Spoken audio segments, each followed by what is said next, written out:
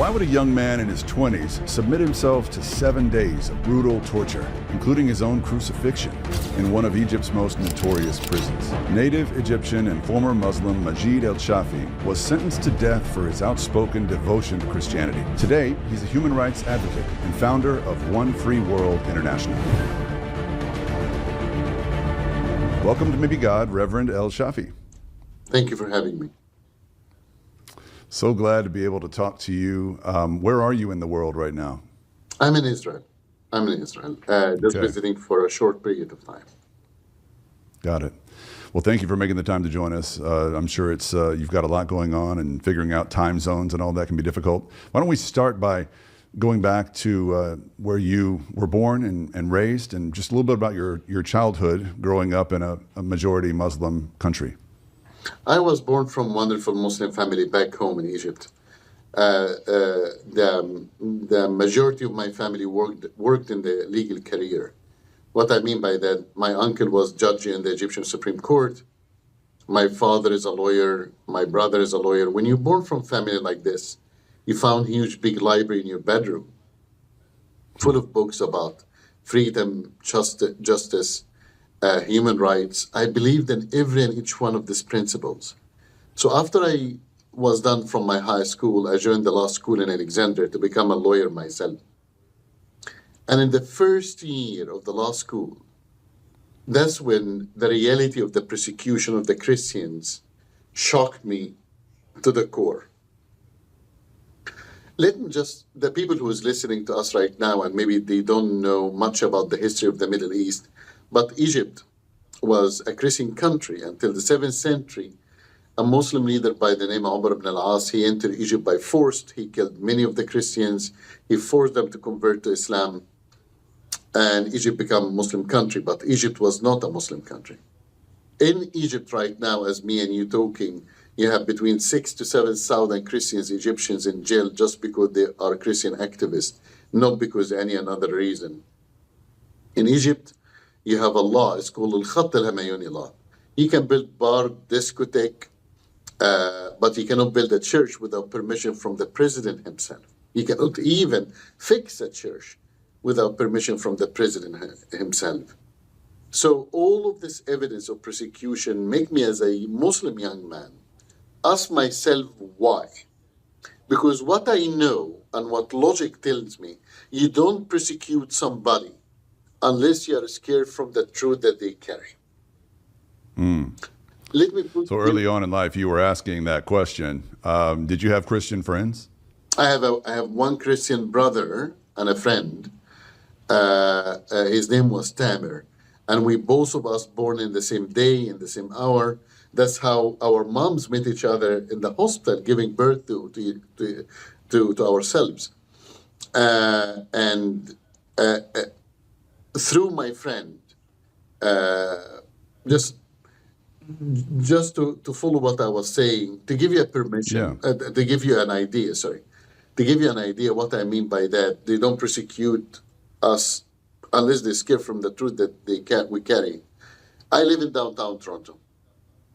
A Jehovah's Witness used to knock on my door every Saturday. I never humiliate them. I never insult them. I never attack them. The opposite. I smiled in their face and I told them, come in. Let's have a cup of coffee together.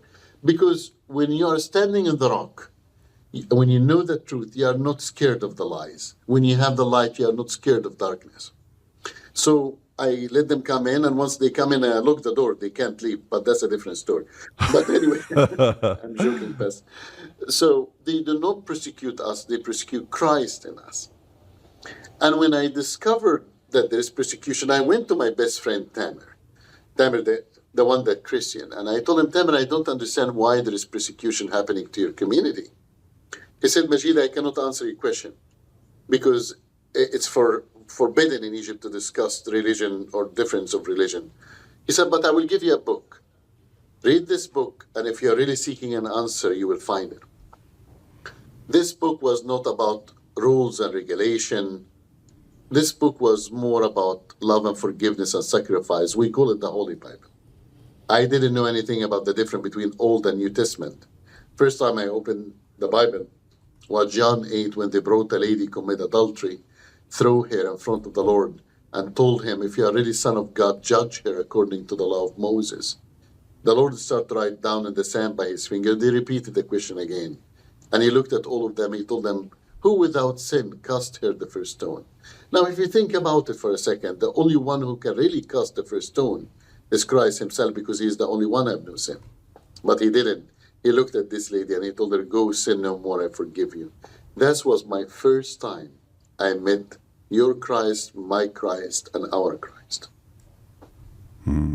Wow. Were you and your family devout Muslims at that point? Like how religious were you in your observance? They were what we can call the moderate Muslims. They was not religious per se, but still it's a huge crime and a shame to the family for a Muslim to convert to Christianity. And that's why I'm sitting down with you right now, and my family officially disowned me for converting from Islam to Christianity. When was that? How old were you? That was after they discovered. That's when I was in 20, after I was arrested by the Egyptian authority. So how does that work? Do you sit them down and come out of the closet as a Christian, like we hear LGBT people doing today? Like, how does that work as a Muslim youth converting to Christianity in a place like Egypt? We have no closet. Christians have no closet. That's the problem. We tried, but it didn't work. No, they discover my activity, and after I was arrested by the Egyptian authority, that's when they discovered the truth about my conversion. What was it specifically about Jesus or about the Bible that led to your ultimate conversion, your decision? Many people will ask me what the difference between Islam and Christianity. And there is between 300 to 400. I teach that in universities. There is between 300 to 400 difference between Islam and Christianity. But I will answer you with one different. One. I will choose one. The God of Islam sent his people to die for him. But the God of Christianity sent his only son to die for us. The sacrifice, the forgiveness, and the ultimate unlimited unconditional love that we see from Christ every day. Nobody can deny his love and his existence. Did you attempt to evangelize your own family and inner circle of friends, or was that too dangerous? There's more than 24,000 Muslims came to the Lord after we started our ministry underground. So when I converted from Islam to Christianity, I sat down with Tamer and I told him, Tamer, we have to do something, because the Bible said faith without action is a dead faith. So we started underground ministry to ask the Egyptian government to give us our rights. We built 3 churches inside caves and some mountains. We built 2 churches and the third one was destroyed. We built 1 medical clinic, 1 Bible school, newspapers, and I wrote a book about the difference between Islam and Christianity. And the organization, in 2 years' time, grew up to be 28,000 people came like members of this organization in 2 years. And 80% of them was Muslims came to the Lord. Were any of them your own family, or did all of your family stay Muslim? All my family stay Muslim. What was their reaction to your conversion? They disowned me, but I did not disown them. And the good news, what do you mean? That every believer today is my brother or my sister, include yourself. So now I have a bigger family. Do you consider Muslim people brothers and sisters, or are you just speaking of your Christian brothers and sisters? No, I'm speaking about my Christian brothers and sisters. Muslims and any other religion, they are my brother or sister in humanity, I can say. We are all human, but they are not my brother. I cannot call them my brother and sister. Only believers of Christ will be brothers and sisters in the spirit. Yeah, I understand. What do you make of Islam now that you've had some time to reflect on your conversion to Christianity and how this worldview differs from the one you were raised with. What do you think Muhammad stood for that was wrong? What do you think Islam just misses the point about? If I may answer you without politically correctness, Pastor, and please accept my apology. I love that. Because politically correctness is the very cancer in our North American society today. There is two campaigns in this world. God's campaign and the devil campaign. If you are not of God, you are from the devil campaign. The philosophy of Islam, their false prophet, the crimes that they are committing today, the violation against minorities, the persecution to the Christians and other minorities, the terrorism that we see today, that's all nothing but the fruit. In my humble opinion, you can only know the tree from its fruit. And if the fruit is rotten, the roots is rotten. What do you say to people, just to sort of play devil's advocate a bit, what do you say to, there are Christians I know who say, well, we're just worshiping the same God in different ways, that, yes, Islam has issues with terrorism and radical elements, but so has Christianity throughout the past. And if we use the standard of judging a tree by its fruits, then there have been times in Christian history where the fruits haven't been good. So what's the difference really? What's your response as someone who's lived in both worlds? I understand why some Christians will say about history, because we have the history of Crusaders, and I understand, and the Crusaders commit many crimes. I got that, using the name of God per se. But I need to tell you something. Here is the difference. The Crusaders that commit crimes in the history, 500, 600 years ago, they was not a good believers. They did not follow the Bible. They did not obey the Bible about love and forgiveness. But the Muslims that committing crime today, they are actually following the Quran. Got it. They are actually It's a big obeying difference. their prophet. So yes, as a Christians, we are human. Of course, we make mistakes. I make a mistake. You make a mistake. We are human, of course. But that have nothing to do with the foundation of our belief. And I don't believe in religion. I believe in relationship with God, 100%. So, as a Christians, yes, we make mistakes. But as a foundation of the faith is very different between Christianity and Islam. And if we had the same God, they will be worshiping Christ today, not just as a prophet. They will be worshiping him. So the Christians that they believe that we have the same God, they are or lying or believe the lie that the society been telling them. But in reality, there is only one God, and his name is Jesus Christ. Amen. Well, you mentioned the problem of political correctness earlier. I can't help but feel like that sentiment that we're all worshiping the same God and all these paths lead to the same place. It's political correctness, yes.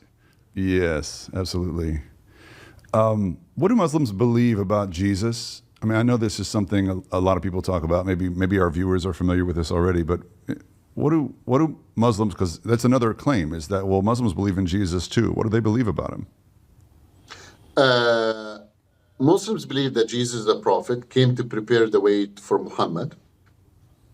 They believe that he did not die on the cross, but he was taken to heaven before he died on the cross, and God sent somebody look like him to die on the cross. Now, why the devil will attack such a small detail? And they actually believe that he will return back, but he will return back to take the Muslims to heaven, not the Christians. That's very interesting. Why? Why they will attack such a small details if he died on the cross or not? Why they will change or lie about this fact? Because it's the foundation of our own salvation. It's such a small point, but is the only point that will make a difference is the salvation. Right. Our salvation is gone. But the thing that I will tell the people, God he is the same God yesterday, today, and tomorrow. and his promise is real. He will never change his mind, and he will never put somebody look like him to take our sins and our pain and our disease away. There is one Savior, and his name is not Muhammad. His name is not Moses. His name is not Buddha or Hinduism or whatever it is. It's Jesus Christ. Were you surprised by your own conversion? I fought it every step in the way. Really? I fought it. You tell me. I'm a man. I had everything. I was from well-known family. I was living in a villa. I have my education. I have my future. I have my friends. I have everything that any man can wishes. But I did not have my God. And without him, life is not worth living. What happened after you went public as a Christian, or after you were outed? What was your family's response? What was the government's response? How much trouble did you get into? In August 15, 1998, I was arrested 1:30 in the morning. I was in my office. I was arrested. 5 soldiers, 2 officers, they came, they arrested me. They took me to police station. It's called the Zogli police station. It's behind the Egyptian parliament. They told me, we know everything about you. We know what you did, but we don't know the rest of your team.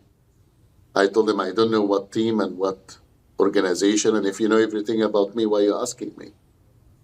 They told me, you want to play tough? We can play tough. I told them, tough is my middle name. You don't need to worry about that. I was taken to Abu Zaabal Prison, and for the people who doesn't know what is that, is what we call in Egypt, hell on earth. And you will not see this information on the CNN or BBC. 25% from the space of this prison is underground. And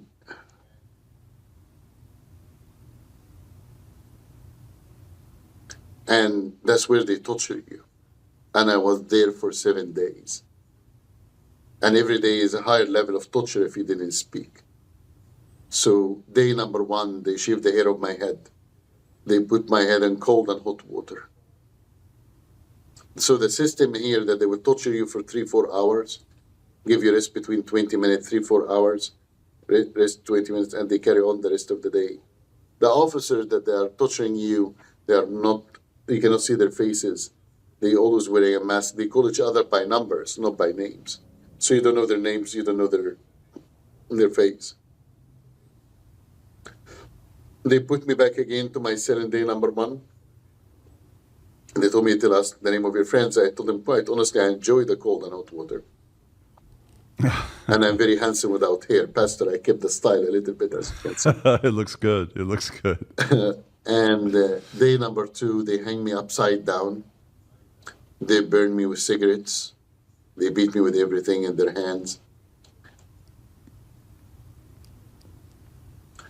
I couldn't remember much from day number 2. I remember that they was grabbing me from my leg back again to the room, dragging me to my cell, and I can see the traces of blood behind me. And they put me in the cell, and they told me, do you know what will be your torture next day if you didn't speak? And I said, I'm listening. They said, we release 3 dogs to attack you. These are dogs trained. They are normally German Shepherd or Doberman. They are trained by the authority, K9 unit, basically to torture people. Now, what you do if you are in my place? You are underground. You are bleeding. You have no even window. And next day, you know that you will feed 3 dogs. So I prayed. That's what you do. I prayed. And I told him, Lord, I want to thank you for your gift on the cross. I want to thank you that you died for our pain and our sin and disease. I don't regret believing in you. And even if you give me another life, I would do the same thing. But I only have one request from you. Kill me before tomorrow morning. See, the problem, Pastor, that you don't know how strong you are. I always say Christians like bag of tea. You don't know how strong they are until you throw them in hot water. So I don't know. I'm afraid that under heavy torture, I will say the name of my friends, and this will kill thousands of people. That's all they wanted from you was information. That's correct. So I prayed, and I said, take me home before tomorrow morning, from ash to ash, from dust to dust. Next morning, I woke up. Did you ever wake up in the morning, you didn't know if that's a good news or bad news? My room is very dark, so I found the door open, and there was a red light in the corridor, so the light was shining inside my room. And I can hear another door open on the other side, and I can see a shadow of 3 dogs getting closer and closer to my room. And you can hear their noise. You know, when you have big dogs, the way they breathe, the way that... So I went and I sat down in the corner. I put my back between 2 walls. And I sit down in a way that I protect my back. I put my knee on my chest, and I covered my face with my own hand. What you're trying to do is, or what I was trying to do, that I was trying to expose the outside flesh to the damages or to the injuries, and instead of the neck, the heart, the face. So you try to protect your important organs, per se. Sure. Now, we don't learn this in the school. This comes to you as something, survivor mechanism. So I went and I sit down this way, and I can hear the dogs getting closer and closer until I know that they are in my room. I can hear them breathing. I can feel them. And I waited for pain. I waited for agony. And as I'm not feeling anything, I start to remove my hand a little bit to see what's happening. And that's what I saw, Pastor. The 3 dogs sitting around me, none of them moved one single step. Wow. Not Sounds familiar. So the soldiers and the soldiers and the officers took the belt and started to beat the dogs to attack, to beat them. Wow. And I remember, and I don't want to get emotional, I remember I'm looking at the feet of this dog, his feet. And from the strength of their beating, the dog trying to hold on the ground so he does not lose his balance. And I'm thinking, what's making this dog not obeying? All what he needs to do to bite, and this pain will be stopping. So the officers and the soldiers said, maybe it's something wrong with the dog, with the dogs. Go get me another set of 3 dogs. Another set of 3 dogs sit in the same position, but the middle dog took a step forward and he licked my face. The officers and the soldiers got the same message that I got, that maybe I'm alone, but I'm not lonely. They took the 3 dogs, they closed the door. I didn't hear from them the rest of the day. Day number 4, a big, strong man, all muscly, officer number 27, came, opened the door, very angry, very upset. Said, listen, I'm not scared of you. I told him, you're the one who's torturing me. I'm the one supposed to be scared of you. Of course you're not scared of me. He said, you tell me the name of your friends, I give you everything that you need. You want money, I give you money. You want brand new car, I give you brand new car. You want bigger house, I will give you bigger house. You want beautiful girls, I will give you beautiful girls. Whatever you want, I will give you. Pastor, how many people ever been offered that? Everything that your flesh wants. Everything that your flesh wants. So I looked at him, I told him, wow, that's a great deal. I will take it. But first, even if I want to give you the name of my friends, I don't have the energy to tell you because you've been torturing me for the last 3-4 days.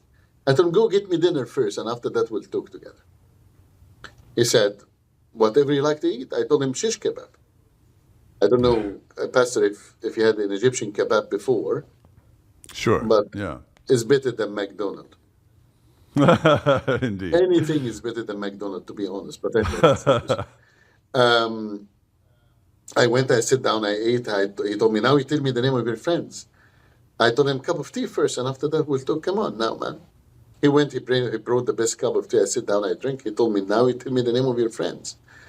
I told him, I cannot tell you all the names because I will not remember them.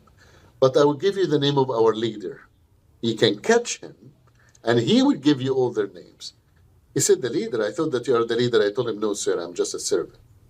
He said, okay, give me the name of your leader. I told him the name of our leader, Jesus Christ. If you can catch him, catch him. Officer number 27, he punished me 2 punishments. The first punishment that he slapped my face. And he was a big man, and I was standing in the middle of the interrogation room. That I hit the wall. That's how strong is him. I always make joke about it, though. I always say it was my first time I fly without aeroplane. It's a brand new meaning for free air miles. Now, for the people who watching sounds uncomfortable. The what, sorry, Pastor? Said it sounds uncomfortable, like Spirit Airlines, maybe. Yes. But I would tell you something, Pastor. For the people who's listening to us right now, they will wonder, how come he's joking about it? How come he's laughing about it? And I tell them, we have to laugh. Because what officer number 27 didn't know, that they can break our body, but nobody can destroy our spirit. He didn't know that today I would be talking to a pastor in Texas and not ashamed of what's happened, but talking about it in victory. And that's true faith. Yeah. What was his second punishment? The second punishment that they took me to another dark room in a cross shape, and they crucified me for 2 days and a half. They took off my clothes. They crucified me for 2 days and a half. They made a cut in the back of my left shoulder to the bones, and they put salt and lemon in the open wound. And what do you mean they crucified you? They tied, so you are completely naked. You're standing on the floor, but there is a piece of wood in cross shape, and they tied your neck, your arm, your back, your wrist, your leg. You cannot move. And even if you try to sleep, the tie in your neck will choke you. So you have almost to keep in a straight form. And it's the worst torture you can ever imagine. And after the 3rd day, they asked me if I tell the name of my friend. I refuse. So they made a cut in the back of my left shoulder to the bone with a knife, and they put salt and lemon in the wound. Mercy from God. I lost my conscience. When you are under heavy torture, you lose your conscience. Your nervous system collapses. I ended in the hospital for 3 months, police hospital. After that, they put me in house arrest for 11 months, and they give me the death penalty. They took me to court-martial, and they present me to court-martial. It was 1-day court, no lawyer, no nothing. And they accused me. They charged me with 3 charges. Go ahead, Pastor. I'm sorry. Trying to slow this down a little and figure out what was going on. So I know we have different expectations of due process and all of that here in the States, but you had a family full of lawyers, as you said earlier. Did anyone come to your defense? My uncle went to the court-martial, and he asked from the judge that he give me the death penalty so he can wash or clean the family name from the shame that I caused him. I'm sorry. Your uncle went to the judge and asked for the death penalty. Yes. Did you know that at the time? Did you find that out later? It was in front of me, Pastor. I was in the court. Jeez. It was in front of me. And the judge charged me with 3 charges. That I tried to make revolution against the Egyptian government. I don't know what revolution. That I tried to change the official religion of Egypt from Islam to Christianity. And the last charge, that I love and I worship Christ. And I will tell you, Pastor, what I told the judge at this time. I told him, if loving and worshiping Christ is wrong, I don't want to be right anymore. And if loving and worshiping him is a crime, I'm guilty as charged. It's amazing. Was there something about the persecution, the punishment you received in prison that strengthened you all the more? I mean, you seem to not have lost your courage. If anything, it seems to have grown. What was it about that experience? How, if you are in my place, Pastor, and you saw 3 dogs stop attacking you, trained dogs. He died for me, and I will live and I will die for him. That's all what I have to say. It's amazing, brother. So were you sentenced to die? I was sentenced to death penalty. They put me in the house arrest again after 4 hours before they transfer me to the prison where the death penalty will take place. My team that I raised attacked the home. There was a fight between them and the Egyptian police, and I was able to escape from Cairo to Alexandria. I hide behind the police station. It's called Fushi police station. Why behind police station? Because this is the last place that the police will try to find you. True story. That's great. That's true. It's like a Hollywood film or something. What team are you talking about? My group. Are these your my group? My ministry.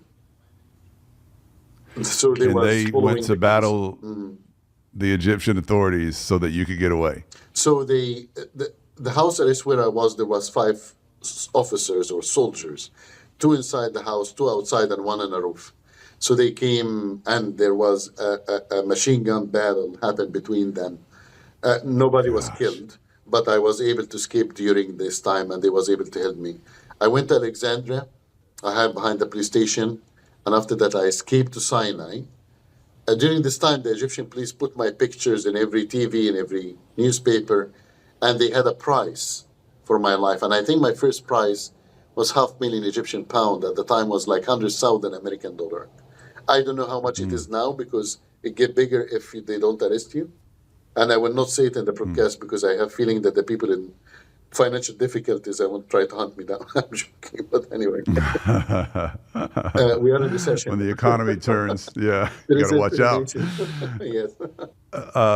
So that's still an active warrant? That's what we correct. call it, a warrant here. That's correct. Okay. That's correct. But I don't know how much it reached today. What mode of transportation did you use to get away? So in Alexandria, so my team prepared a way to go to Alexandria. And after that, from Sinai, I skipped Sinai because I had to leave the country. I am on the blacklist, so I cannot go through the airport. So the only way is to escape through the borders in Israel.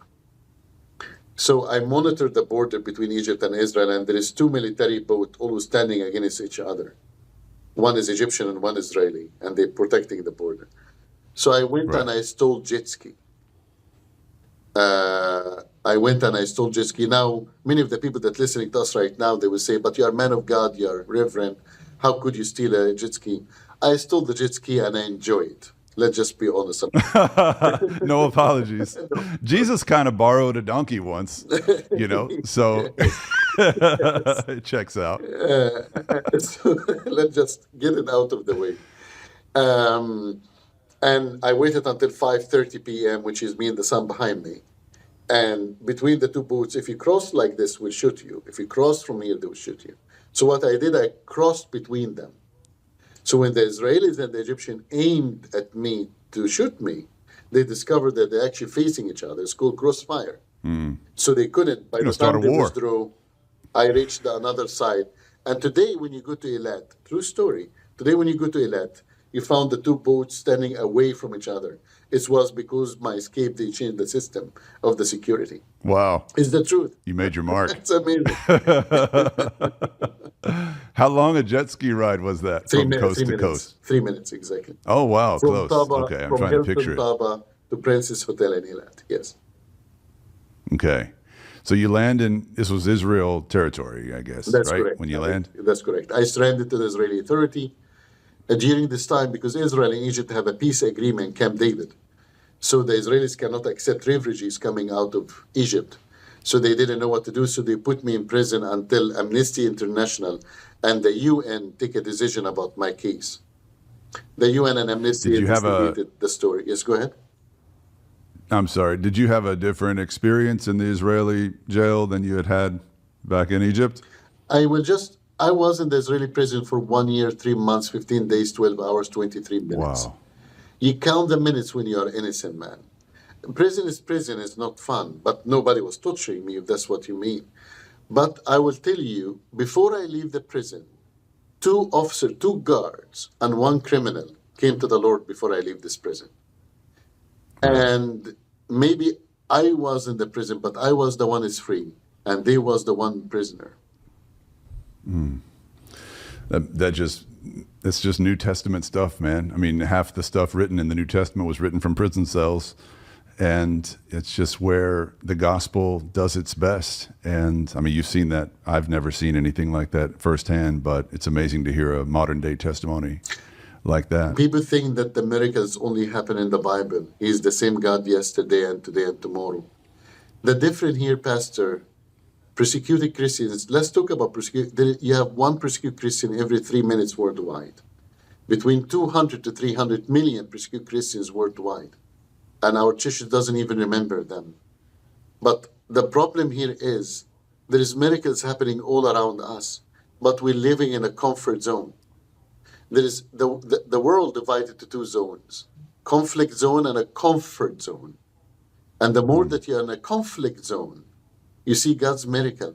You understand you understand what is persecution. You understand how the church was built on the blood of the martyrs. But when you are in a comfort zone, you count on your credit card, your bank account, and your car and your vehicle, and you count on your airplanes, and you count on your suits and your seats. And when you're in the conflict zone, you are holding the fire in your hand. That's why I always tell people, don't underestimate persecution. Christians like nails, the harder you hit them on the head, they go deeper and deeper and deeper.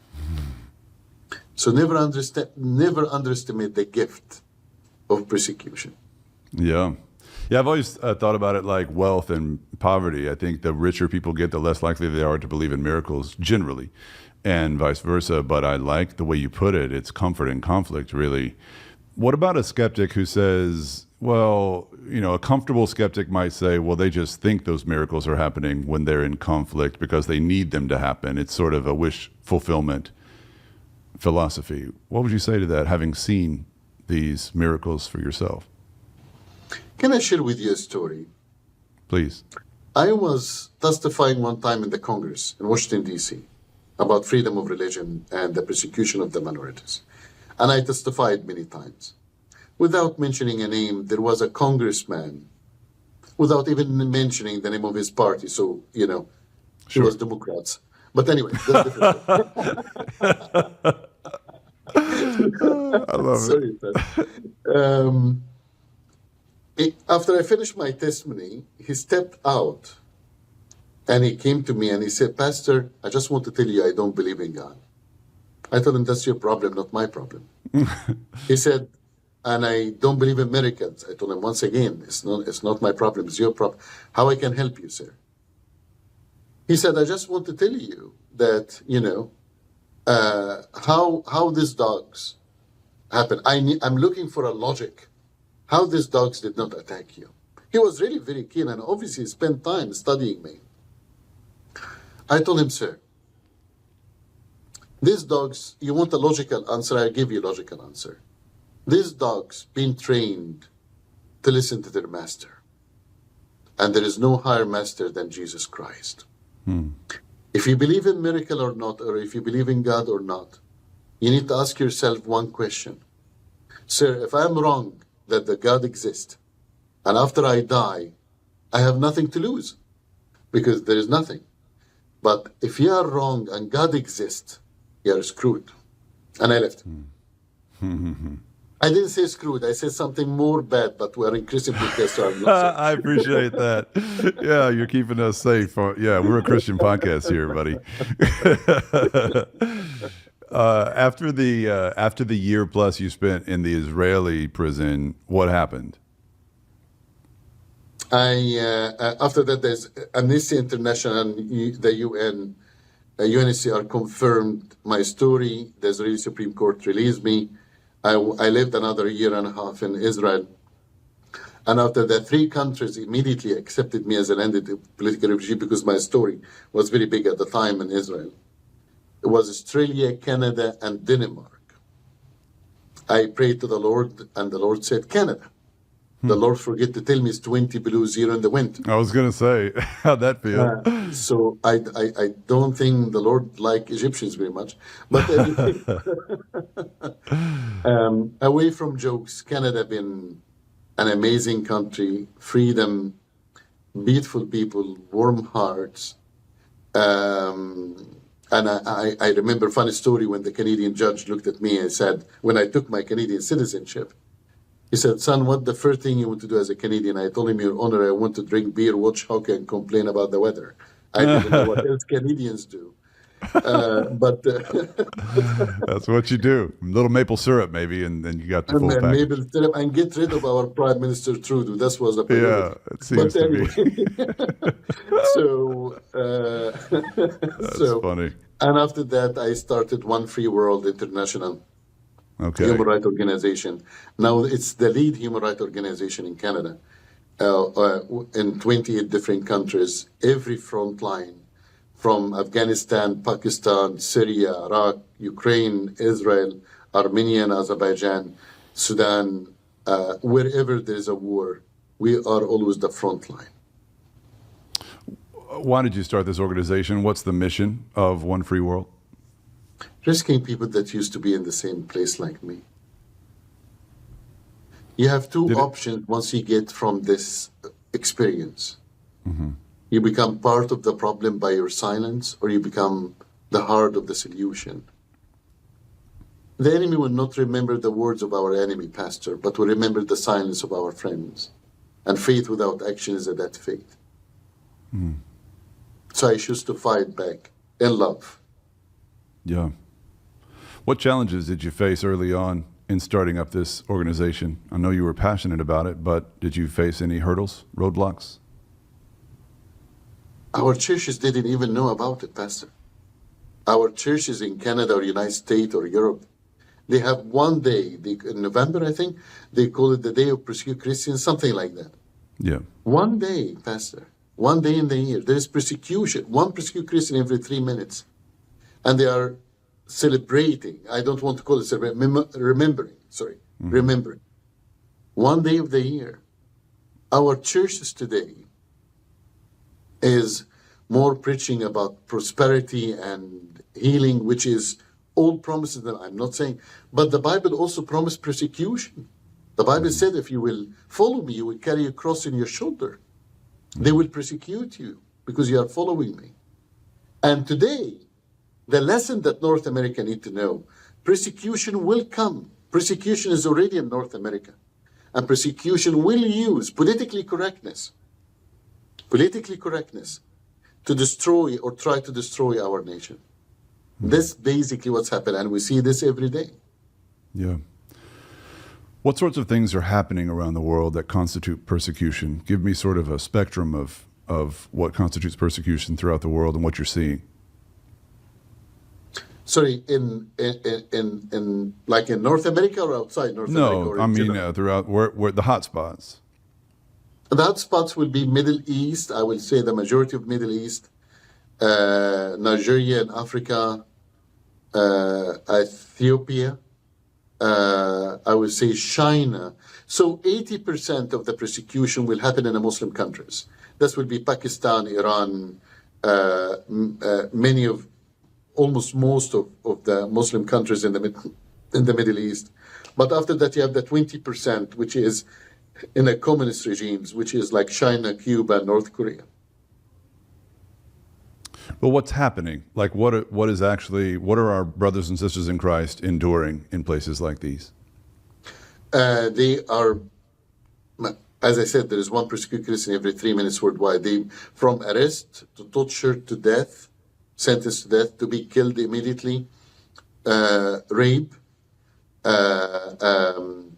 imprisonment for life, forced conversions. That's all happening as me and you talking right now. That's mean that from the time that we started this show to the time that we'll end it, there is more than 100 new persecuted Christians.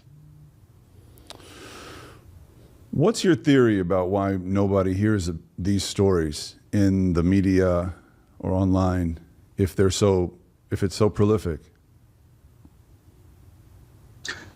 I believe it's politically correctness. So if one mosque, I'm not saying any, I'm trying to be logical, but if one mosque was attacked, you will hear all about it. And people will apologize, and the prime minister will show up and will. If a church was there, look at Canada. There was one mosque in Montreal was attacked, and the prime minister went, and everything was. We have more than 100 churches was burned to the ground in Canada. Really? And nobody said anything about it. 100%, Pastor. This is true. I didn't know that. This is like facts. Arson? This is like hardcore facts. Intentional, deliberate burning churches because they're Christian? Yes, Pastor. Yes. And nobody, you didn't even hear about it. You did not see it in the CNN. With my all due respect, left-wing media or right-wing media or fake news or not fake news, there is different words for it. I don't care what is the name of it.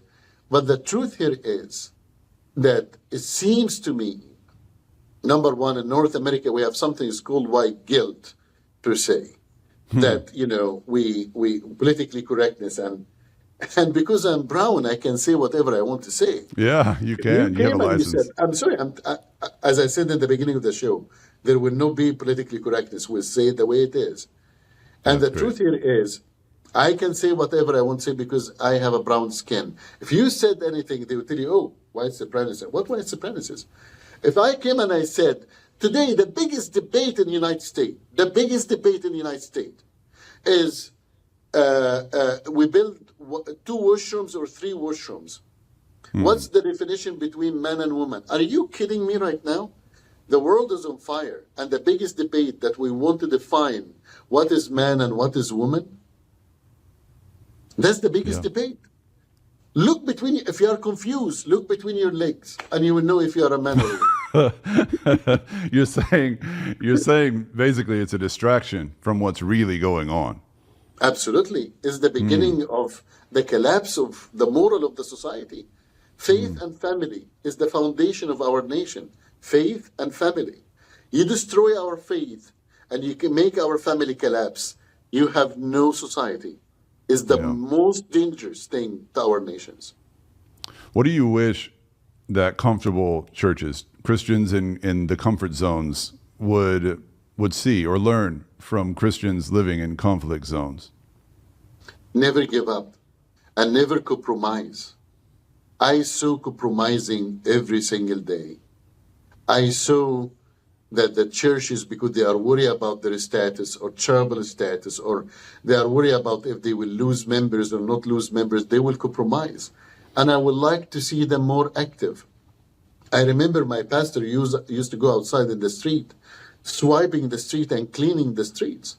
I remember him knocking on the doors of his followers. Do you need something? Can I help you? Right now in our churches, and please, I hope that nobody will take it that I'm criticizing anything. I'm just telling you what I saw. Now we build concerts because we want to invite the people in. Let's try the vice versa. Let's go out and let's see how amazing that will make difference in the society. Yeah. What I sense as a pastor in a comfort zone here in Texas is just a lack of urgency. And the biggest challenge we have as pastors is to light a fire under our congregations and help them to see that there's really something at stake now as much as ever. And our brothers and sisters across the world are dying, yes, and yet, as you mentioned, there are forces at work in our own civilization here that have sinister motives that we need to be aware of and fight back against actively. Like you say, getting out of our boxes and going out and being courageous, as Christians always have done when the gospel's been at its best. So that's a challenge for me. I receive that as a challenge, and I thank you for your honesty. But the different, Pastor, you took a step forward. You can easily cancel my interview. You can easily say, I don't want to interview him. You can easily say, no, I would like to speak more about prosperity and healing and all the flowers and the candy in the Bible, but, leave the important part. But you took a step forward. And Pastor, I will ask from you to give me one day, whenever the Lord needs, the timing of the Lord, I will ask you to invite me to come to your church. I would love to see your church, and I would love to see your congregation. I But would love it. pastors like you that give the platform to our voices and our ministry and tell the people the truth. These pastors that they took the step, you didn't have to. You can be comfortable the way you are and just carry on. But no, you open another door to educate your congregation, and we're thankful for that. Well, I'm thankful for that too, brother, and thank you for saying that. And we will take you up on that. We'll have you down to Houston, and I think you would enjoy it. It's a little warmer down here than up in Canada, so you'll you'll like that. But I think you'll like the people too, and you can help me light a fire under them because there's so much potential. There's just all the resources we have. All the energy that we could put into something, a gospel movement like what you've started with One Free World. I just see all kinds of possibilities if we would just wake up from our slumber. I know that it's important to say One Free World International is not just fighting for persecuted Christians, right? You're fighting for anyone caught in the crosshairs of religious or political persecution, especially in war zones. For minority, but the difference, we don't rescue them in the human right name. We rescue them in Jesus' name. What's the difference? The difference that they need. So, the difference when people. Let me share with you an example. Actually, two examples. There is a community called the Yazidis in Iraq, and they was persecuted by ISIS very badly, and they kidnapped 7,000 girls, used them. ISIS kidnapped 7,000 girls, used them as sex slaves. And our organization was able to pay and rescue 600 of them. And one of the girls that we rescued, she was 14 years old. After we rescued her, she said, "Who is your God?" And I said, "Jesus Christ." I told her, "Why?" She said, "Because whatever God you worship, I will worship." She saw in our action Christ. Because risking them physically is important, of course, but risking their salvation is more important, in my humble opinion. So when we rescue people, when we send humanitarian aid, when we send medical supplies, we say it's in Jesus' name, not in the human right name, but in Jesus' name. Jesus, the one that came and gave you this. Jesus, the one that provided, not us, not Majed, not Pastor, not One Free World International, it's Christ. The another example was a younger, 9 years old pastor. They used to rape her 20 times a day. We rescued her and another 16 or 14 girls, include her mom. And after the rescue, we have to know their information and what's happening. And I went and I was listening to this, and the mom said, "Don't get closer to her, because any man will get closer to her, she will scream, because the trauma." And as I'm hearing the stories, I couldn't breathe. I really couldn't breathe. So I went outside just to because the stories were so heavy. So I went back again, and I went down on my knees, and I looked at these girls, and I said, "Would you forgive me?" And these girls looked at me and was like, "Forgive me for what? You rescued us." I said, "No, would you forgive me as a man? For what other man did? Would you forgive me?" As I am saying that, Pastor, I felt little hand hugging me from my behind. It was the 9 years old. We don't rescue people in human right name. We rescue people in Jesus' name. How does it actually happen that One Free World International enters in and rescues the people like you've described? What are the mechanisms? Do you have to send a team in to physically remove them? Is that how it works? We send a team to rescue them, and I am on the top of the team. Of course, we have to, let's say, cooperate with our different intelligence institutions in our countries to make sure that there is no conflict of interest. And we have local teams, we have international teams, and we found a way, like with the Yazidis, we cooperated with the Kurds on the ground. And we was able to enter ISIS territory and buy these girls. And we was able to bring them here. So they don't know that we're risking them. They thought that we're just here to buy them. It wasn't. Wow. It was like a market, Pastor. And this operation almost bankrupted One Free World International. It cost us $3 million. I had to take a second mortgage on my home. I had to max my credit cards. But we did it. We did it by the grace of God. Where did that money go? Just who do you have to pay? I mean, you might not be able to talk about this, but who do you have to pay off or to satisfy in order to have access? So we don't pay money to a terrorist organization. But what we do, we buy materials. Yeah. Like, let's say, I don't want to go through the details because the broadcast is different. But we exchange, but we don't give them cash money because this money can be used to hurt more people. So we don't give cash. We give the materials that they need, and after that, we exchange the girls. What happens Not to the girls? Materials. What happens to the people you rescue? In this case, these girls. After you rescue them, we put them in a safe homes to receive some healing and to reconnect them with their families step by step. And after that, they are released to their family within 3 to 6 months, depend on their improvement. You seem to be spending a lot of time lately in Israel, just having followed you or trying to lately, and everybody knows kind of what's going on more or less, and nobody knows what's really going on probably, but we follow from a distance what's going on in Gaza since a couple of Octobers ago.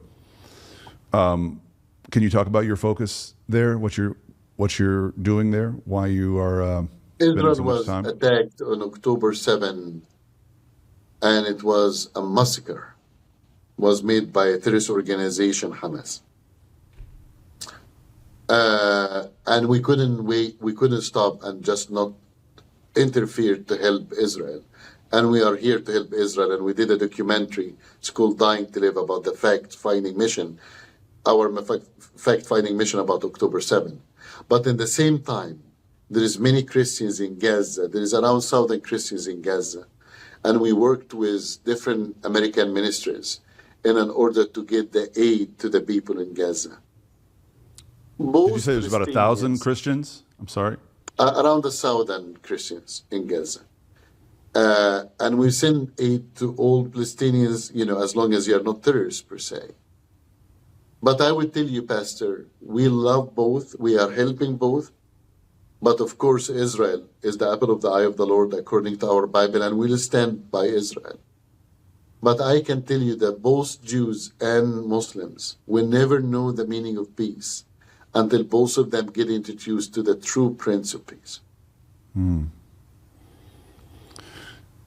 Sounds like a shocking thing for an Egyptian boy like you to say something like you just said, that Israel is the apple of God's eye. I mean, did you not grow up despising Israel? Absolutely. Absolutely. They teach us in the schools, they teach us in the newspaper, the society, every article. How and when did your mind and heart change? When I became a Christian. When I became a Christian, when I understood the Christian history, when I looked at my Old Testament, when I discovered that the Old Testament is part of my Bible, when I discovered God's blessings and God's plan to Israel, when I discovered that our Lord was Jewish himself, or was raised as a Jewish himself. But really, when I also escaped there and I saw the truth with my own eye, and I saw that Jewish people is a people like any people. They're not evil, and they're not what they're trying to say. When I understood the history, that's when God changed my heart, and that's what God do. He make you love. He doesn't make you hate. He is the God of life, not the God of death. What do you make of the narrative that's so popular on some college campuses, and you see headlines on the news about pro-Hamas protests that suggesting that Israel and Zionism are the white oppressors in the Middle East? What do you make of all of that? I tell them I'm Egyptian Zionist. Egyptian Zionist. I think this will shock them to the core. Yeah, what do you mean? What do you mean with that term? I've never heard it before. No, it's what I'm Egyptian Zionist. I am a believer of Christ, that I believe that Israel belonged to the Jewish people, according to our Bible and according to our education.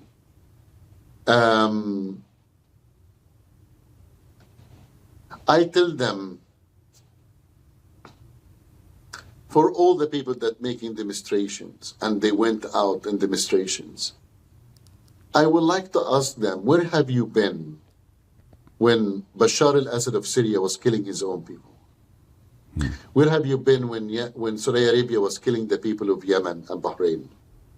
Where have you been when Iran was killing its own people because just a woman showed up a little bit hair under her hijab? Where have you been when China was persecuting the Muslim Uyghurs and put them in a concentration camps? There is a big difference between cry for justice and anti-Semitism. And that was an anti-Semitism. Do you have any sympathy at all for the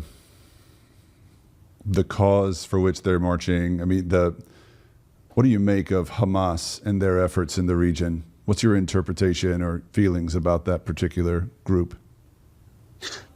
I have zero problem, and I love the Palestinian people. And by the way, I did not meet a Jewish guy wishing death to Palestinian child. I really didn't. I have love to the Palestinian people, to the Lebanese people, to the Iranian people, to the Yemeni people. My problem is with Hamas. My problem in Lebanon was Hezbollah, Yemen with the Houthis, and the Iranian people, the Iranian regime. Pastor, Hamas hurt their own people more than they hurt Israelis.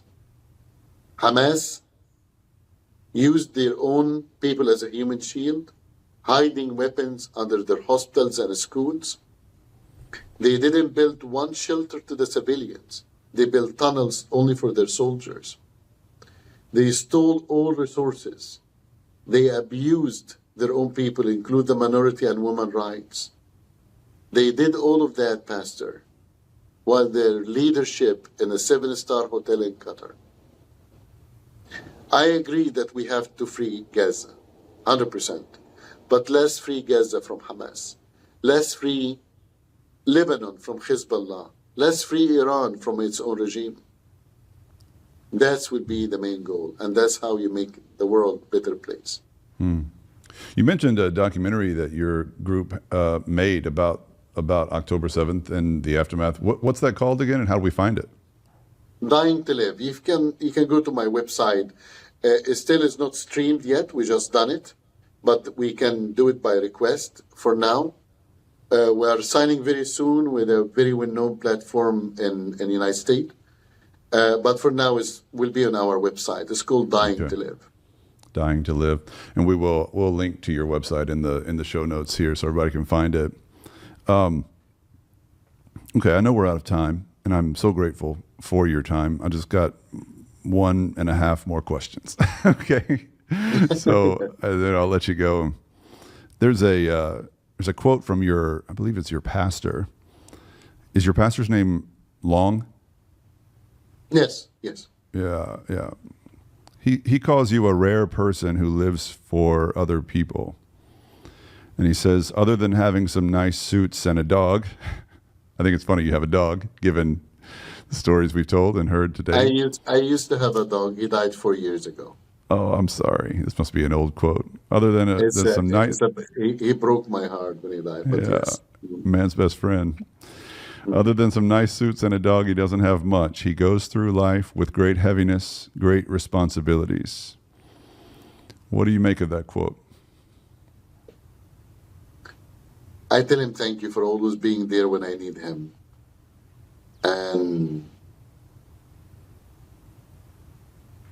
And God is with me. So nothing is too heavy when he is with you. What do you need right now from Christians, other than the obvious, prayers, and there's power in our prayers?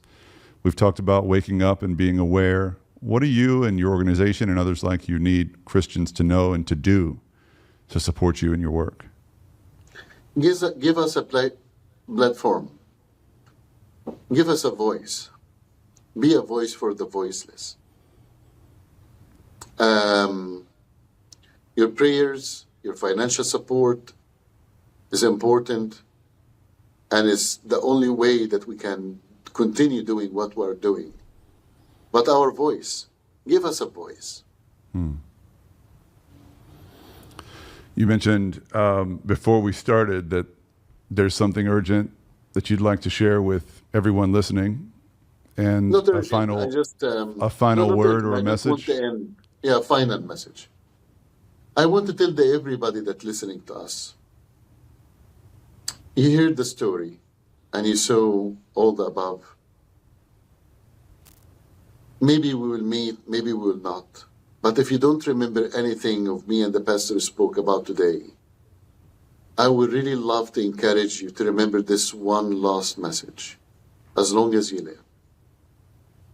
From my life, doesn't matter what you're facing in your home, in your health, in your marriage, in your children, in your work. Just remember this one thing. After every night, there is new morning carrying new day. After every storm, there is sunshine. And after every persecution, there is victory in Jesus' name. Don't give up. Don't give up. Our enemy have very strong weapons, it's true. Our enemy have very strong army, it's true. But we have the Lord Almighty. I promise you that they can kill the believers, but they cannot kill the belief of our hearts. They can kill the dreamer, but nobody can kill the dream.